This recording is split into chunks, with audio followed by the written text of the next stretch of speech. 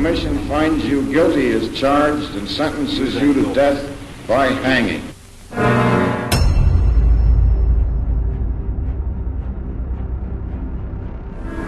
Yamashita himself thanked the commission for the fairness of his trial. The images you have just seen depict one of the most powerful generals of the Japanese army, Tomoyuki Yamashita, being sentenced to death by a military tribunal. The decision was highly controversial, and not all judges agreed with it.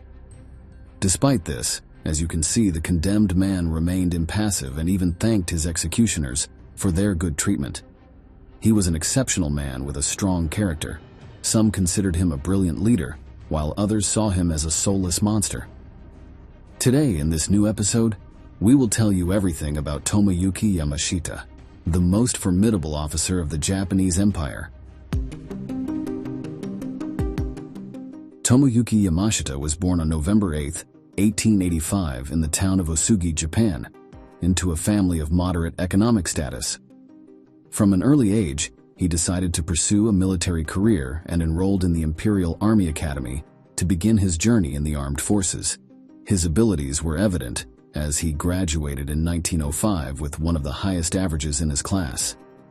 In the following years, he progressed rapidly through the ranks, and by 1916, he already held the rank of captain. At that time, he was 31 years old and had a future as bright as it was tragic ahead of him. After World War I, Yamashita specialized in matters related to Germany, gaining knowledge about the economy, military capabilities, and German political factions. The army assigned him to serve as an assistant at the Japanese embassy in Germany, the most important position he had held until then. The mission went smoothly, although our protagonist could not imagine that a storm was approaching. In 1922, he returned to Japan and continued with a successful career, to the point that the government granted him a position within the Ministry of War. His task was to implement a reform within the army to promote discipline and prevent disorder among the troops. By the 1920s, the situation within the Japanese armed forces was extremely tense. It seemed that, if not resolved soon, a fierce civil war would break out and destroy the country. The military was divided into two factions. On one side was the Kodoha group, which sought to impose a fascist military dictatorship and expand through Asia by force, conquering the rest of the continent. On the other side was the Toseha group, much more cautious and conservative. Although it was against democracy, it did not agree with the methods of the Kodoha, whom it considered fanatical and extremist enemies that needed to be exterminated. In this confrontation, Yamashita supported the Kodoha faction, which had fascist ideas. This would turn out to be a serious mistake that would almost cost him his career and life. The factional struggle reached its peak during the so-called February 26 incident, an attempted coup in 1936. Our protagonist and his comrades wanted to seize the government and assassinate Emperor Hirohito. It was a terribly risky maneuver because, according to the Japanese Code of Honor, they were committing the greatest of betrayals. If they failed, they could consider themselves dead, as they would not escape the gallows. The rebel troops stormed the streets of Tokyo and headed for the main government buildings with the aim of taking them by force.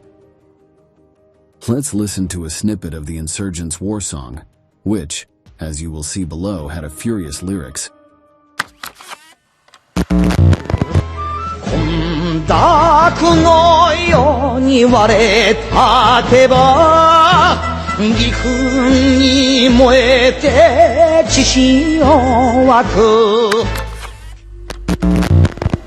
Meanwhile, some of Hirohito's trusted men were assassinated. The most notorious case was that of General Jotaro Watanabe, one of the most loyal to the empire. He was caught at his home and ruthlessly gunned down in front of his wife and daughter. Despite their efforts, the rebels failed to capture the prime minister or storm the emperor's palace. While all this was happening, skirmishes and shootings continued between the military supporting the coup and those defending the government. Finally, realizing that success was impossible, the rebels surrendered. The punishments that followed were brutal, aiming to warn the rest of the army that no more betrayals like this would be tolerated. 19 conspirators were sentenced to death, and another 40 were sent to prison. It was the end of the Kodoha faction and its plans to install a military dictatorship. Since Yamashita's role in the coup attempt was minor, his life was spared. Our protagonist took the opportunity to plead with Hirohito to show mercy, not only to him but also to the other rebel leaders, and not condemn them to the gallows.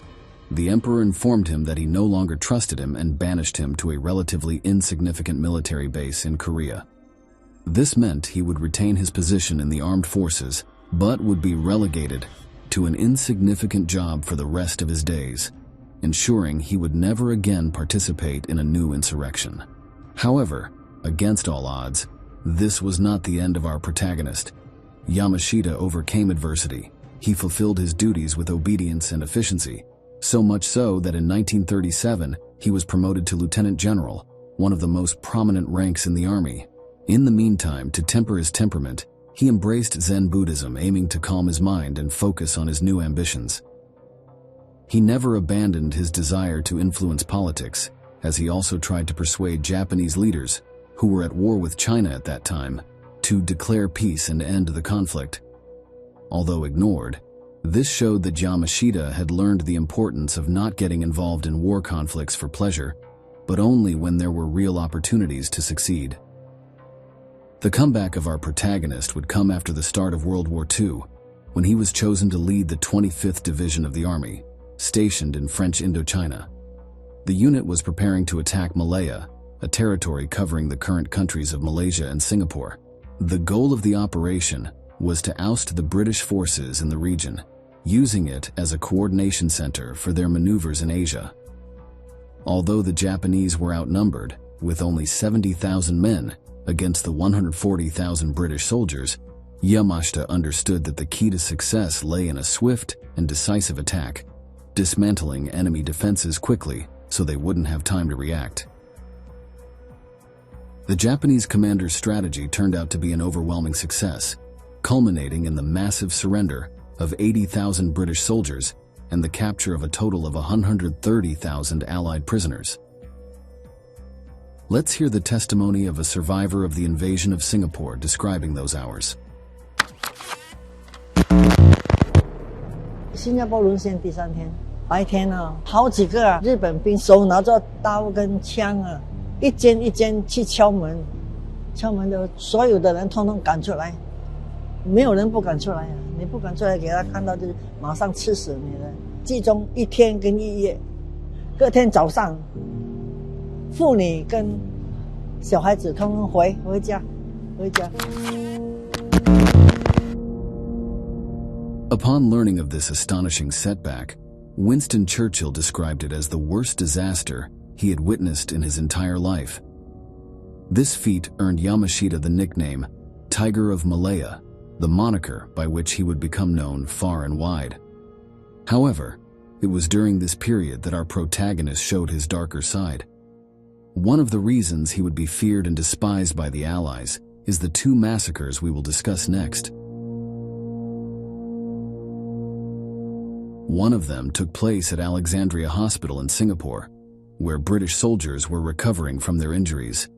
The Japanese entered the facility and, armed with bayonets, mercilessly attacked patients, doctors, and nurses. The wounded were locked in poorly ventilated rooms without water or food, where they had to spend the rest of the night. By dawn, most of them had died due to the terrible conditions of captivity. A few days later, a massacre against anti-Japanese individuals erupted, referring to Singaporeans of Chinese descent and anyone resisting the Japanese occupation. Over 3 weeks, thousands of men, women, and children were killed in shootings not directly ordered by Yamashita, but by his subordinates. Although it is difficult to determine the exact number of victims, experts estimate it ranges between 25,000 and 50,000. The episode is known as the Suk Ching Massacre and is remembered as one of the greatest war crimes of World War II. Yamashita's role in these killings is highly controversial. Some say the slaughter was not his fault, and his officers gave the orders without his knowledge. It is said that when he learned of the Alexandria Hospital massacre, the commander personally visited survivors to apologize on behalf of the army. Of course, none of this could bring back what the victims and their families had lost. Next, we will see a segment from a film that recreates the Sukching massacre.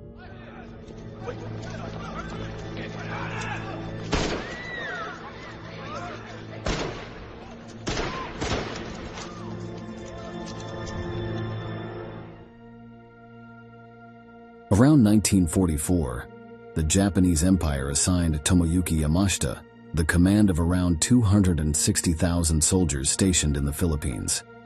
The Axis was at its worst moment since the beginning of the conflict, and the Allies were advancing strongly in all theaters of war. Yamashita's mission was to defend his position to the death and not yield an inch of ground to the enemies. In reality, the battle was already lost before it began, because the Americans had already come too close to the city of Manila, the capital of the country.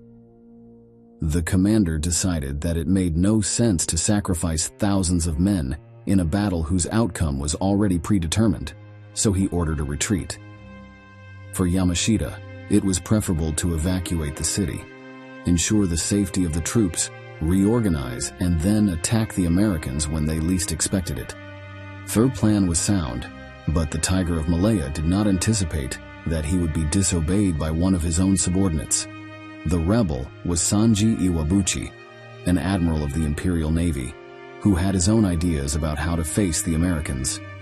For Iwabuchi, abandoning Manila was a disgrace, so it was preferable to stay in the city and fight a suicidal battle in defense of Japanese honor.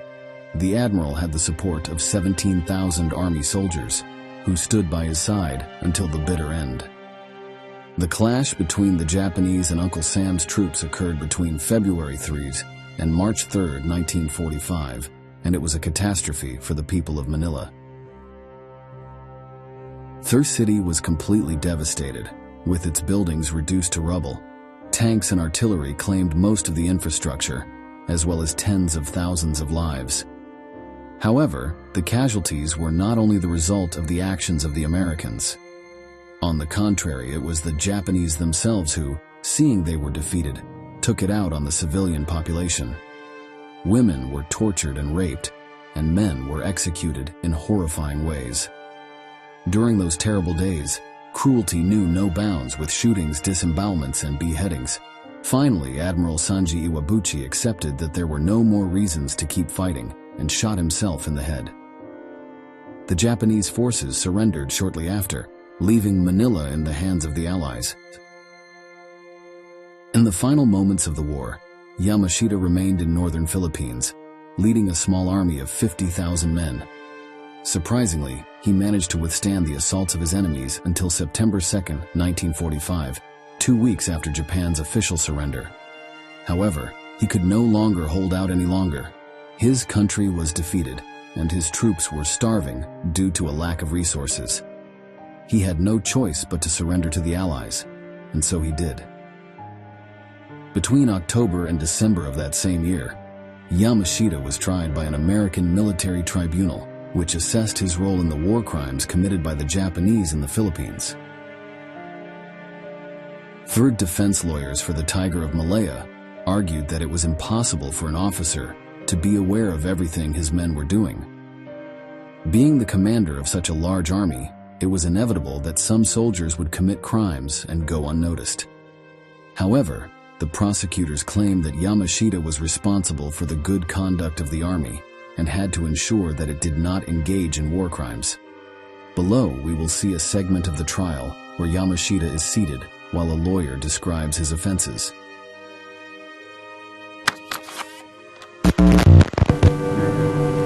According to the evidence, approximately 60,000 unarmed men, women, and children were killed in the Philippine Islands by men under your command. While the Manila massacre was not ordered by our protagonist, but by a rebellious admiral, it was also true that massacres had occurred under Yamashita's supervision. His major mistake had been allowing his troops to be undisciplined and to commit murder, rape, and looting without fearing the possibility of punishment. Thus, the ultimate responsibility for the crimes fell on the highest-ranking officer, which was him, leading to a death sentence. On February 23, 1946, Yamashita was sent to the gallows at Los Baños prison in the Philippines. After climbing the 13 steps of the scaffold, the Tiger of Malaya uttered his last words. "As I said before the Supreme Court in Manila, I did my best within my capabilities, so when I'm dead and meet the gods, I will not feel shame.